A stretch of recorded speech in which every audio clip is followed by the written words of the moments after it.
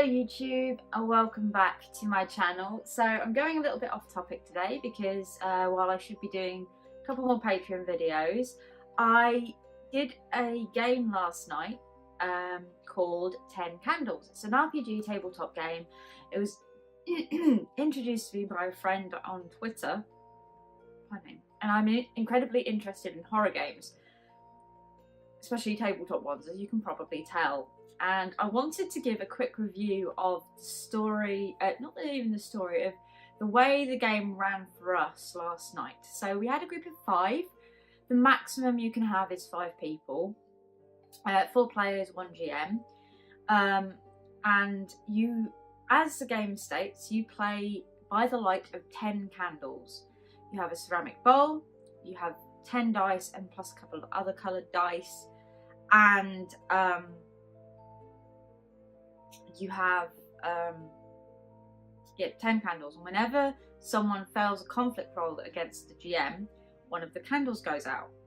By the end of the 10 candles game, everybody is going to be dead. There's no good outcome to this. You're going to fail. You're going to get deaded in some way, shape or form.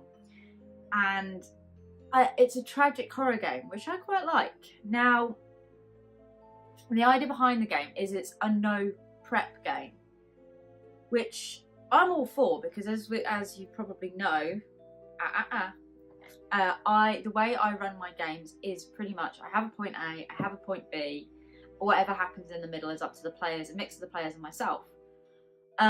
Excuse me. However, I feel that there was no point B at the game. You are given a point A, and essentially the players have to go and do stuff, and you figure out what's going on, which is great. It's amazing. But at the same time, if you start to get fatigued as the GM, there doesn't seem to be any way for you to have a backup. So it was a very, very good game. It was a very interesting game. I like the mechanics of the 10 candles slowly burning down and the sense of tension that it brings. The other thing I would say though is you're going to have to try and stop your players from using things like Twitter and stuff like that. I did let them have their phones. I thought it was a really good idea because they had flashlights and there was only a certain amount of light in them. When your phone ran out of battery, that was when your flashlight essentially died. And one of the characters used their phone within the first 5 minutes of the game to actually distract the creatures that were in the game. And I thought that was really unique, but it did mean that he couldn't sit and play with his phone for the entire game, which really helped him. I'm not sure about the others, however, though. So,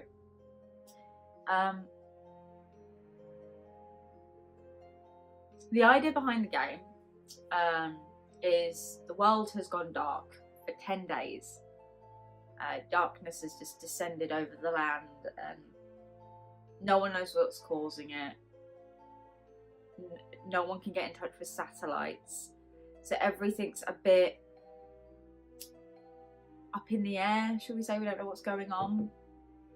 And everything's going a bit horribly wrong. And something happens depending upon what session you're playing. So there are 7 modules. I'm going to pull it up on my laptop so I can read you the one that we did last night.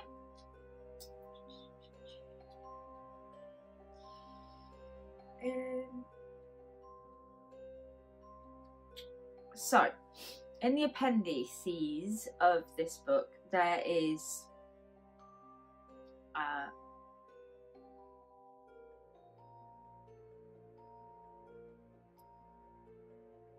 the start of the game. Like I said, where are you? The Last Boat. Okay, the one we did last night was called The Last Boat. And the setup for it is, the island resort has turned into a nightmare. The beach sand has turned so thick with blood that not even the tide can wash it away. There aren't many folks left, not since they came. Just a group of you. And from the crackled interference on the radio, it sounds like one other group holed up to the far end of the island at another resort. Maybe some further locals further inland too. Oops. Who knows? You were sent out call after call for rescue, but only recently did you finally hear a reply. It was all crackle and static, but you were able to make out something about the Coast Guard and the Northern Island. The reef's too taxing on boats here, so you'll have to make your way there.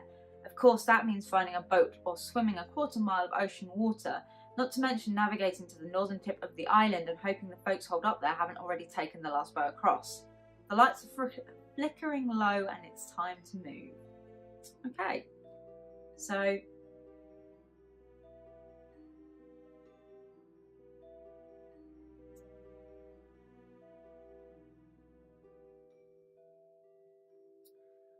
basically, one of the first ideas that I have come up with is you have to play with 10 candles. You have to play with 10 candles. I would recommend LED lights. And one of the coolest bits that you have to do, or I thought at the beginning of the game, is you have to record as your character a goodbye message. Yeah, that was a really interesting take on it. I really like it. I'm going to put people's voiceovers here, just so you can see what I mean. Hearing this, then I'm no longer here. If I hope everyone managed to get out safely. If you managed to find my loved ones, my wife, tell her I love her. Mum, Dad, if you're hearing this, then I'm dead. Thank you for putting up with me all these years. I know I'm not the easiest person to put up with, but thank you for helping me try to achieve my dreams of getting published. But if you do find this, just know there is something under my bed that is very valuable. Don't look in the other chest. That one's not for you. That's just for me. On this recording, then I am dead. And there's a lot of things that I regret doing. I probably should have come and visited more. And I feel really bad about that. And I'm probably not going to get that chance to do that ever again. I kind of wish that you got to see some of my stage plays, but I kind of wish I paid more attention to what you were doing and I wasn't so selfish about everything like that. And I'm incredibly sorry. I really am. I just wish I could make it up to you somehow. So I haven't got much time left, but I guess with that being said, it's curtains for me. I'll bow out, hopefully with a little semblance of grace. Yeah, I guess if you're listening or watching this, I've died. It's a bit of a downer. Can't say that there's anybody that I'm sorry I missed because, yeah, I'm just here by myself. If you are reading or listening to this, get to room 22B. There's a case of money. Burn it, the light will be good. So it's a really simple game to set up. I do think that it is, and it's very, very useful to have a quick game. Make sure you have LED tea lights or tea light candles in general. I recommend the LEDs just for the simple fact if you're not going to burn your house down. And even though it says don't do any planning, at least have a vague idea of what you're doing, just so that you know. Get some good music going on, have some good props, not necessarily just like I said, have the phones or have an actual flashlight, and when it runs out, it runs out. Same as with those tea lights, when they run out, they run out.